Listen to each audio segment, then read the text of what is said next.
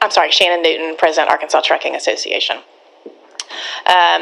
As Representative Hawk said, it was brought to our attention by the Texas Department of Public Safety that they had identified some fraudulent CDLs. Primarily, they were being sold by the cartel, and it has been verified. Even in Arkansas, there was a case when a person was incarcerated in our state and was delivered a fake Mexican LLC in prison. And so verified that is a real thing. And so in order to thwart that, the Texas solution was to require this additional form of ID, which is issued by the United States, whether it be a work permit or work visa. Those are U.S. documents, and that is a way to verify that the individual that is presenting that foreign CDL is who they say they are and is here working legally. And that was our solution in order to help to answer Senator Stubblefield's question about how many there are. It's been very difficult to identify how many there have been presented because there was no way to use a second form of authentication to figure that out. You ready for questions? Yes, sir. Senator Johnson, you're recognized. So, if they have the fake CDL, he says that they're going to have this documentation also. I don't think that's the case if you got a fake CDL, am I correct? The majority of Mr. Beach's comments were about non-domiciled CDLs, which are issued in the United States. That's a completely different issue than a foreign CDL. So, I mean, only the people who are here through those other provisions would have this secondary documentation, correct? Correct. That's what the fact that it's issued by the U.S. government is I guess nothing is foil proof, but in order to provide the best solution possible, that is what we have come up with. Okay. Thank you. Yes, sir. Senator Rice, you're recognized. So you're speaking for the bill. Yes, as sir. Truckers Association. Are you in opposition to HB 1569? Our position on HB 1569 has been inconsequential because it violates 9 different subchapters of Federal Motor Carrier Safety Administration. Concerns have been raised by the Attorney General's Office, the State Police, the Highway Police, and RDOT. It's my understanding that bill was actually pulled down this morning. Okay, thank you. Okay, so we've got different trucking associations on different sides of this bill. Is that correct? I take a little bit of an issue with them being called an association, but yes, sir, from appearances, yes. Okay, and so clear up for me and possibly for other members of the committee, we have a license that allows non-Americans, we would assume Canadians and Mexicans, to transport through the United States, correct? They are able to deliver international freight. And yes, that sir. is called? It is authorized through the USMCA International Trade Agreement. And does it have that license have a particular name? No, it is a Canadian CDL or a Mexican CDL, which has a different acronym. But And then you said there was the non-domiciled CDL is a U.S. issued CDL. Some states issue them. Arkansas does not. But it is attempting to address a circumstance in which an individual does not reside in the state in which that individual is being licensed. The original purpose was to help people go to school in one state that they don't live in and get their CDL there and then move home. That's the original purpose of it. I will not, there are certainly abuses within that system, but the purpose was to service American citizens who were getting training in some state other than their own. Okay, well, the testimony we've heard so far, that seems to be the problem, and from what you've said, of the other association. But the first license we talked about, which came out of NAFTA, is that those from Canada and Mexico could operate trucks into the U.S.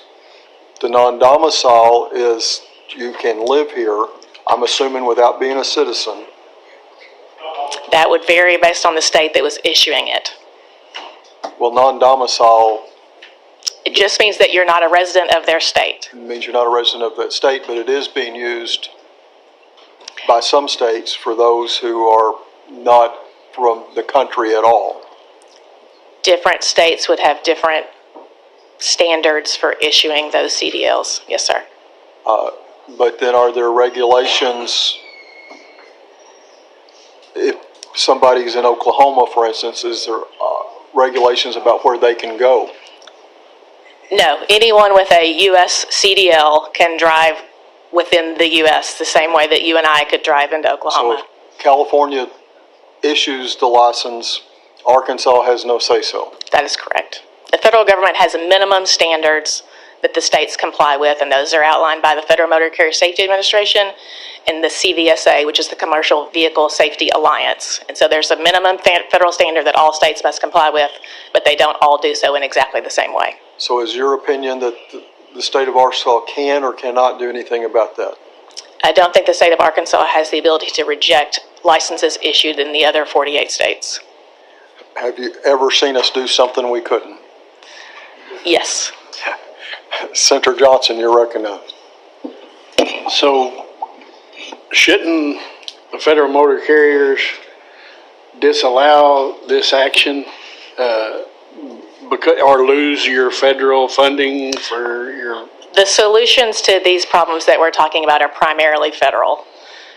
We are doing what we can at the state level to give the tools to the law enforcement here to make the roads here as safe as possible. Thank you. Other questions from committee? Senator Stubblefield. Thank you, Mr. Chairman. Thank you, Shannon. Can this be reproduced? Can this be, you're talking about the bill or the CDL? What is The this? CDL. Can a CDL be reproduced? Yeah, can this be reproduced to where it would look legitimate? Yeah, the CDLs that are being acquired that are fraudulent look legitimate, and they scan, like they present good, and that's why law enforcement has had difficulty identifying them roadside. How do you identify them? Well, by requiring the second form of ID is our intent to demonstrate that those individuals are who they say they are. Well, can you reproduce the second form of ID? No, sir. You would have to, the U.S. government would have to see that ID and view it as legal in order to give you a work visa or work permit. So you couldn't go to the streets of Vegas and get one? That would be more difficult to acquire fraudulently. All right, thank you. Other questions from committee? Hearing none, thank you, Ms. Newton. Thank you, Chairman and members of the committee. Thank you. Yeah, if you'll identify yourself for the record. Yes, sir. I'm Harvey Beach. I'm one of the co-founders of American Truckers United, and my family has been in the trucking business in Arkansas for 43 years. I'm going to really quickly try to give you guys some facts and then also speak to the enforcement language that was in 1745. Some facts. The American Trucking Association advised our federal government that it was okay to give non-citizens what's called a non-domiciled CDL. And it's important to note that a non-domiciled CDL cannot even be used to board an airplane in our country. The Biden administration, with their open borders policy and under the advisement of the American Trucking Association, created the Biden Trucking Action Plan in 2021.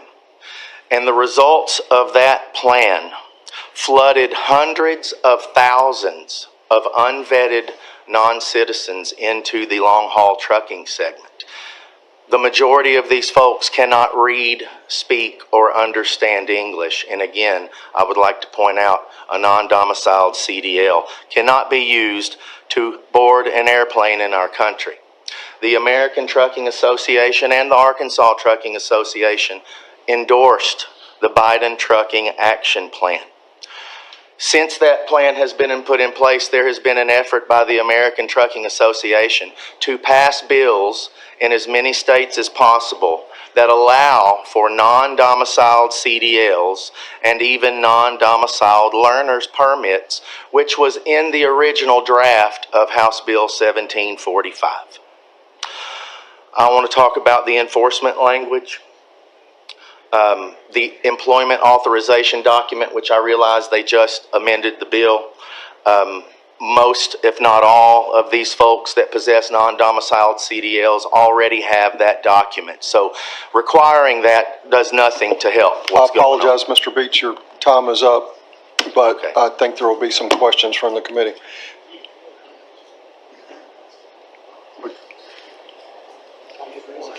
I'm against 1745 because it does nothing to fix our problems on our roadways. Okay, what on House Bill 1745 are you against, Mr. Beach, or your association? The lack of taking drivers off of our roads that cannot read and understand our road signs and our temporary warning signs. There's been a drastic increase in fatality and injury accidents caused by big trucks, and we believe this is one of the root causes for it, sir. Okay, questions? No. Senator Rice? And what you're saying is what it looks like in this bill is requiring some documentation that's not required now, makes it look like they're doing something, but they're really not. Is that what the most recent amendment, they took out the employment authorization document. Is your microphone on? I'm sorry, I'm back away from it. Yes. The most recent amendment, I believe they removed the employment authorization document language because that's the very document that has been given to asylum seekers that they use to go get the non-domiciled CDL. So all of these people on our roads in big trucks that can't read and understand our road signs and temporary warning signs, they already have that document, sir.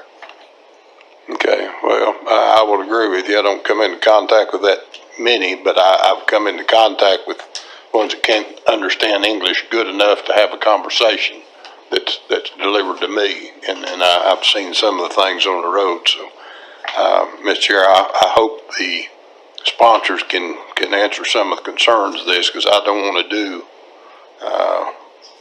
harm that's already being done. Other questions from committee? Again, let me be sure I understand, Mr. Beach. You're against the bill, Yes, sir. not because of anything that's in it, but because of what's not in it? And if I'm wrong, tell me I'm wrong. No, this bill has been put out in opposition to HB 1569 that we are trying to get passed. I would also like to point out that we have been told from high-level law enforcement officials in our own state that our state and local law enforcement folks out there on the street, they have no way to tell if a Mexican CDL is real or not. That's quote unquote. So how are we going to force fake Mexican CDLs if our folks out there doing the job have no way of telling if it's real or not? There is a competing bill. HB 1569, we've been trying to get it before committee in the House for a while, but we keep getting stalled. At this point, I'm wondering if that's going to happen. But it's in transportation in the House? Yes, sir. Okay. Any other questions from committee? All right, thank you, Mr. Beach. Thank you, gentlemen. Next. Identify yourself for the record, please. My name is Shannon Everett. I'm one of the co-founders of American Truckers United. I've been in the industry for about 25 years. I represent a membership group that's over 2,000 people now, which includes truck drivers. The other association that spoke today mainly represents carriers, larger carriers. I would even go on to say probably the biggest carriers. We are bringing a voice to the American truck driver and to crash victims. And so we are here today to speak against HB 1745. This bill is a paper tiger. There's an industry-wide discussion right now that's taking place about two different groups of drivers. We have the American truck driver and the Legacy American mom and pop small trucking company, and we have this new group of non-citizen foreign truck drivers who have taken over the industry. They're putting people out of jobs, they're having crashes, and there's no accountability. The loopholes currently in state law and federal law are allowing this to take place. There is U.S. Code 49 U.S.C. 31141 that clearly states that states can enact laws or regulations on commercial motor vehicle safety that are more stringent than federal standards. This would require a federal review process by the Secretary of Transportation, but I encourage everyone on this committee to not be discouraged in enforcing stricter standards. There's laws for that. There's a process for that. The English proficiency amendment that was provided does not take the imminent hazard off of our roadways, and the federal code calls for out of service. So we need to go further and impound their vehicles, which is one of the recommendations in HB 1569. We have a more adequate English requirement over in that bill in the House, which includes taking them off the roads. But the main thing here is these loopholes. We need to be closing loopholes. We don't need to be putting language around the loophole. We need to shut them down. This bill, as it exists, 1745, still allows Mark Bryant's death in Lawrence County to go unpunished. This bill, as it sits, allows the death of Scott Miller. It would go unpunished. This bill, as it sits, still allows American truck drivers to be replaced by non-citizen truck drivers all across the country. Your constituents, your voters are being replaced by this new group of non-domiciled truck drivers, by this new group of foreign commercial truck drivers. And so 1745 is actually protecting these loopholes. The original draft included reciprocity for non-domiciled learner's permit. We got them to take that out.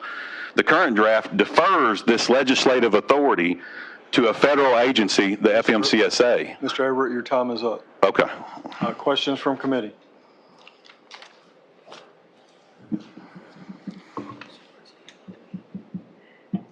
Senator Rice? I would ask you to explain what FMCSA, I know what it is, explain their position on this. Thank you for that question. I was actually with the Federal Motor Carrier Safety Administration this past week at the largest trucking show in the United States with all of our owner-operators and small fleet owners. Impressive show, about 50,000 people in attendance. They had an event with a Q&A, and we were able to ask them about this issue. Specifically the non-domicile issue that's been discussed at length a little bit by some of the earlier witnesses, and they on tape said it's a state issue. The states are the one issuing the commercial driver's licenses, and so it does matter in Arkansas, and we should be taking action on these things because as we've spoken to FMCSA, they're pointing back. Nobody's wanting to take responsibility for this, and that's why it's allowed to exist, and that's why it's growing exponentially. Thank you, Mr. Chair. I just pass along. The committee may be ready to vote, but I've got more questions on this, and I've got some history with some drivers. wasn't Mexico or Canada. I don't know where they're from. Maybe the U.S. The Slavic language couldn't understand it all and did damage. No, this thing needs more discussion, I believe.